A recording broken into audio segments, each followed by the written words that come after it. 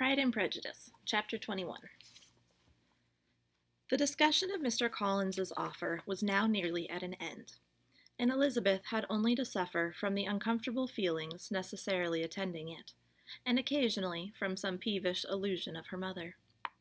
As for the gentleman himself, his feelings were chiefly expressed, not by embarrassment or dejection, or by trying to avoid her, but by stiffness of manner and resentful silence. He scarcely ever spoke to her, and the assiduous attentions which he had been so sensible of himself were transferred for the rest of the day to Miss Lucas, whose civility in listening to him was a sensible relief to them all, and especially to her friend. The morrow produced no abatement of Mrs. Bennet's ill humor or ill health. Mr. Collins was also in the same state of angry pride. Elizabeth had hoped that his resentment might shorten his visit, but his plan did not appear in the least affected by it. He was always to have gone on Saturday, and to Saturday he still meant to stay. After breakfast, the girls walked to Meryton to inquire if Mr. Wickham were returned, and to lament over his absence from the Netherfield ball. He joined them on their entering the town, and attended them to their aunt's, where his regret and vexation and the concern of everybody was well talked over. To Elizabeth, however, he voluntarily acknowledged that the necessity of his absence had been self-imposed. "I found," said he, as the time drew near, "that I had better not meet Mr. Darcy. That to be in the same room, the same party with him for so many hours together, might be more than I could bear, and that scenes might arise unpleasant to more than myself." She highly approved his forbearance, and they had leisure for a full discussion of it, and for all the commendation which they civilly bestowed on each other, as Wickham and another officer walked back with them to Longbourn, and during the walk he particularly attended to her. His accompanying them was a double advantage. She felt all the compliment it offered to herself, and it was most acceptable as an occasion of introducing him to her father and mother. Soon after their return, a letter was delivered to Miss Bennet. It came from Netherfield, and was opened immediately. The envelope contained a sheet of elegant little hot-pressed paper, well covered with a lady's fair flowing hand, and Elizabeth saw her sister's countenance change as she read it, and saw her dwelling intently on some particular passages. Jane recollected herself soon, and putting the letter away, tried to join with her usual cheerfulness in the general conversation. But Elizabeth felt an anxiety on the subject, which drew off her attention even from Wickham. And no sooner had he and his companion taken leave, than a glance from Jane invited her to follow her upstairs. When they had gained their own room, Jane, taking out the letter, said, "This is from Caroline Bingley. What it contains has surprised me a great deal. The whole party have left Netherfield by this time, and are on their way to town, and without any intention of coming back again. You shall hear what she says."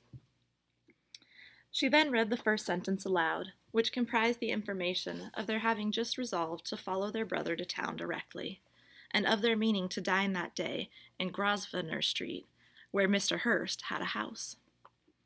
The next was in these words: "I do not pretend to regret anything I shall leave in Hertfordshire except your society, my dearest friend, but we will hope at some future period to enjoy many returns of the delightful intercourse we have known, and in the meanwhile may lessen the pain of separation by a very frequent and most unreserved correspondence.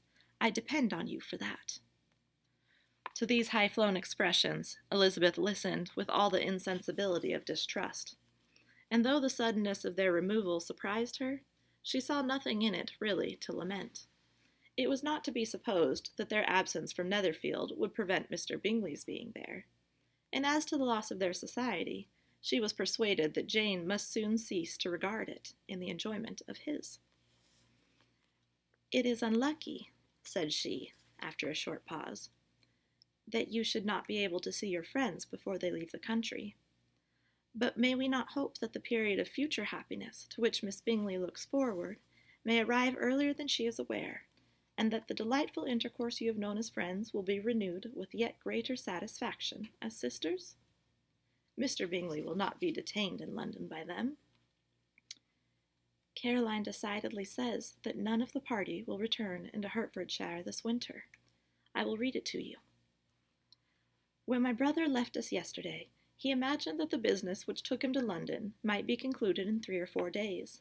But as we are certain it cannot be so, and at the same time convinced that when Charles gets to town he will be in no hurry to leave it again, we have determined on following him thither, that he may not be obliged to spend his vacant hours in a comfortless hotel. Many of my acquaintance are already there for the winter. I wish I could hear that you, my dearest friend, had any intention of making one in the crowd, but of that I despair.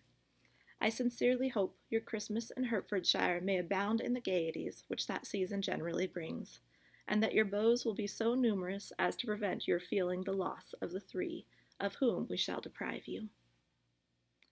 It is evident by this, added Jane, that he comes back no more this winter. It is only evident that Miss Bingley does not mean he should. Why will you think so? It must be his own doing. He is his own master. But you do not know all. I will read you the passage which particularly hurts me. I will have no reserves from you. Mr. Darcy is impatient to see his sister, and to confess the truth, we are scarcely less eager to meet her again.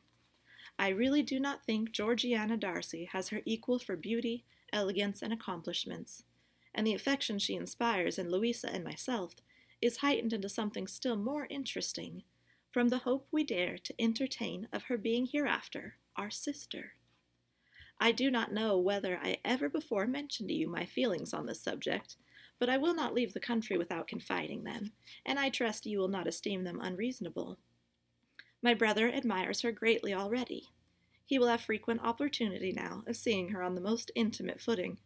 Her relations all wish the connection as much as his own, and a sister's partiality is not misleading me, I think, when I call Charles most capable of engaging any woman's heart. With all these circumstances to favor an attachment and nothing to prevent it, am I wrong, my dearest Jane, in indulging the hope of an event which will secure the happiness of so many? What do you think of this sentence, my dear Lizzie? said Jane, as she finished it. Is it not clear enough? Does it not expressly declare that Caroline neither expects nor wishes me to be her sister? That she is perfectly convinced of her brother's indifference? And that if she suspects the nature of my feelings for him, she means most kindly to put me on my guard? Can there be any other opinion on the subject? Yes, there can, for mine is totally different. Will you hear it? Most willingly. You shall have it in few words. Miss Bingley sees that her brother is in love with you, and wants him to marry Miss Darcy. She follows him to town in the hope of keeping him there, and tries to persuade you that he does not care about you. Jane shook her head. Indeed, Jane, you ought to believe me. No one who has ever seen you together can doubt his affection. Miss Bingley, I am sure, cannot. She is not such a simpleton. Could she have seen half as much love in Mr. Darcy for herself, she would have ordered her wedding clothes. But the case is this. We are not rich enough or grand enough for them, and she is the more anxious to get Miss Darcy for her brother, from the notion that when there has been one intermarriage, she may have less trouble in achieving a second. In which there is certainly some ingenuity, and I dare say it would succeed if Miss de Bourgh were out of the way. But, my dearest Jane, you cannot seriously imagine that because Miss Bingley tells you her brother greatly admires Miss Darcy, he is in the smallest degree less sensible of your merit than when he took leave of you on Tuesday, or that it will be in her power to persuade him that instead of being in love with you, he is very much in love with her friend. If we thought alike of Miss Bingley, replied Jane, your representation of all this might make me quite easy. But I know the foundation is unjust. Caroline is incapable of wilfully deceiving anyone, and all that I can hope in this case is that she is deceived herself. That is right. You could not have started a more happy idea, since you will not take comfort in mine. Believe her to be deceived by all means. You have now done your duty by her, and must fret no longer. But, my dear sister, can I be happy, even supposing the best, in accepting a man whose sisters and friends are all wishing him to marry elsewhere? "You must decide for yourself," said Elizabeth. "And if upon mature deliberation you find that the misery of disobliging his two sisters is more than equivalent to the happiness of being his wife, I advise you by all means to refuse him." "How can you talk so?" said Jane, faintly smiling. "You must know that though I should be exceedingly grieved at their disapprobation, I could not hesitate." "I did not think you would, and that being the case, I cannot consider your situation with much compassion." "But if he returns no more this winter, my choice will never be required. 1,000 things may arise in 6 months." The idea of his returning no more Elizabeth treated with the utmost contempt. It appeared to her merely the suggestion of Caroline's interested wishes, and she could not for a moment suppose that those wishes, however openly or artfully spoken, could influence a young man so totally independent of everyone. She represented to her sister as forcibly as possible what she felt on the subject, and had soon the pleasure of seeing its happy effect. Jane's temper was not desponding, and she was gradually led to hope, though the diffidence of affection sometimes overcame the hope, that Bingley would return to Netherfield and answer every wish of her heart. They agreed that Mrs. Bennet should only hear of the departure of the family, without being alarmed on the score of the gentleman's conduct.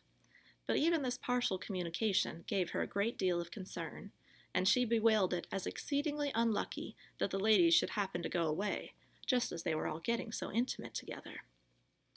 After lamenting it, however, at some length, she had the consolation of thinking that Mr. Bingley would be soon down again, and soon dining at Longbourn, and the conclusion of all was the comfortable declaration that, though he had been invited only to a family dinner, she would take care to have 2 full courses.